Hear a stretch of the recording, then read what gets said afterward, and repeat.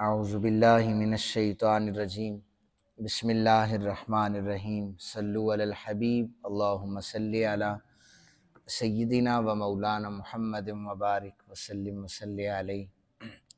गुफ्तगू का उन्वान पहली सफ़ में फ़जीलत के हवाले से है और ये कमी जो है हमारे अंदर बहुत ज़्यादा पाई जाती है कि हम लोग मस्जिद में आकर टोलियाँ बनाकर पिलर के साथ दीवारों के साथ पिछली सफ़ों में बैठ जाते हैं और जमात के खड़े होने का इंतज़ार करते हैं।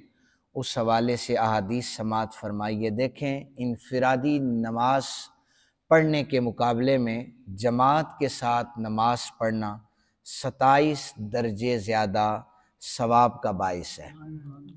और जब इंसान जमात के साथ नमाज पढ़ रहा हो तो उस वक्त वो अगर पहली सफ़ में नमाज पढ़ता है तो 27 दर्जे से हटकर और ज़्यादा उसे अजर मिलता है कि ये पहली सफ़ में पढ़ रहा है। सय्यद आलम सल्लल्लाहु अलैहि वसल्लम ने इरशाद फरमाया, अगर लोगों को पता चल जाए कि अज़ान कहने और पहली सफ़ में खड़े होने का अजर व सवाब और इस पर मिलने वाला सिला क्या है, तो अज़ान और पहली सफ़ पाने के लिए लोगों में ऐसी दौड़ लग जाए कि वो कुरानदाजी करने का फ़ैसला करें। कुरानदाजी दूर की बात है, यहाँ पर तो पहले मस्जिदों में आ जाएं तो बड़ी बात है, फिर पहली सफ़ देखी जाएगी।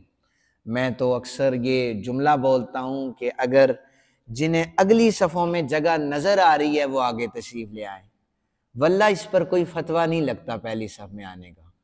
और फिर शिद्दत के साथ तो मैं ये भी आपसे कई दफ़ा कह चुका हूँ, ये मेरा मसला नहीं है। मेरे साथ किसी को ज़िद हो ना कि मौलवी साहब बार बार कह रहे हैं आगे आ जाए, ये मेरा मसला ही नहीं है, ये शरीयत रसूल पाक सल्लल्लाहु अलैहि वसल्लम है।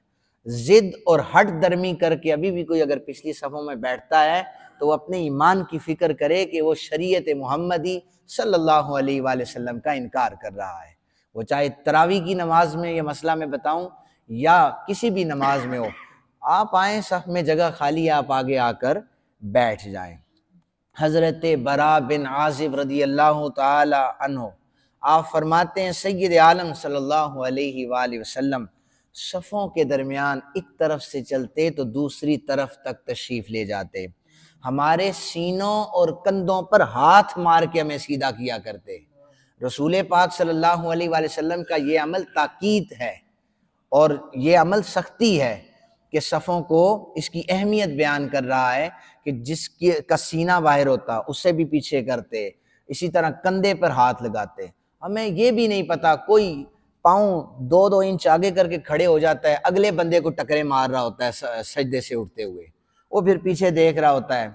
बहरहाल हमें एहतियात करनी चाहिए, सफ़ों को दुरुस्त करना चाहिए, क्योंकि सय्यद आलम सल्लल्लाहु अलैहि वसल्लम ने फरमाया, इन्नल्लाह व मलाइकतहु युसल्लूना अलस सफूफिल अव्वल, के बेशक अल्लाह रहमत नाजिल फरमाता है और फरिश्ते रहमत की दुआ करते हैं पहली सफ़ में खड़े होने वालों के लिए।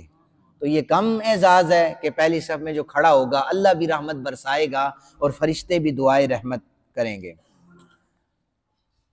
फिर पहली सफ़ में अगर जगह तंग हो जाती है और जो शख्स इस खौफ से पहली सफ़ को छोड़ दे कि मेरी वजह से जगह तंग है, किसी को तकलीफ़ ना हो, इस हवाले से नबी अकरम सल्लल्लाहु अलैहि वसल्लम ने फरमाया कि अल्लाह ताला ऐसे शख्स को ज़्यादा अजर अता फरमाएगा।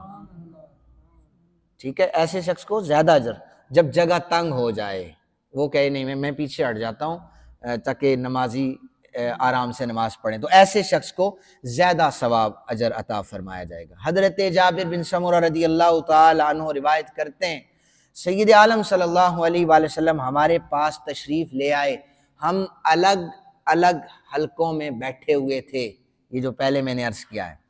तो नबी अकरम सल्लल्लाहु अलैहि वसल्लम ने फरमाया, ऐसी सफ़ें क्यों नहीं बनाते जैसी सफ़ें फरिश्ते अपने रब के सामने बनाते हैं, ये फरिश्तों के मवाफिक है।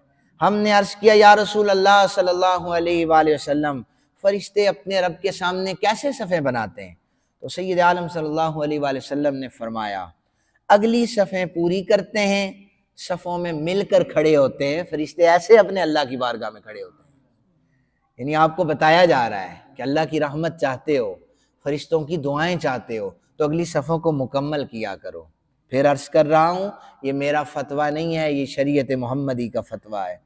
एक और हदीस मुबारका में फरमाया, सफ़ें सीधी रखो, कंधे के साथ कंधे मिलाकर खड़े हो, शैतान के लिए कुशादगियां ना छोड़ो। फिर फरमाया कि जो सफ़ को मिलाए अल्लाह उसके दिल को मिला देता है, अल्लाह उसके दिल को मिला देता, उससे मिला देता है। फरमाया जो सफ़ को तोड़ता है अल्लाह उसे तोड़ देता है, इख्तिलाफ पैदा हो जाते हैं। इसलिए ये एहतमाम इंतहाई ज़रूरी है, आप लोग सफ़ों को मुकम्मल किया करें, सफ़ के बनाने का तरीका सीखें कि सफ़ कहाँ से बनाई जाती है और कैसे सफ़ में खड़े हुआ जाता है। अल्लाह ताला से दुआ है, अल्लाह ताला हम सब को अमल करने की तौफीक अता फरमाए।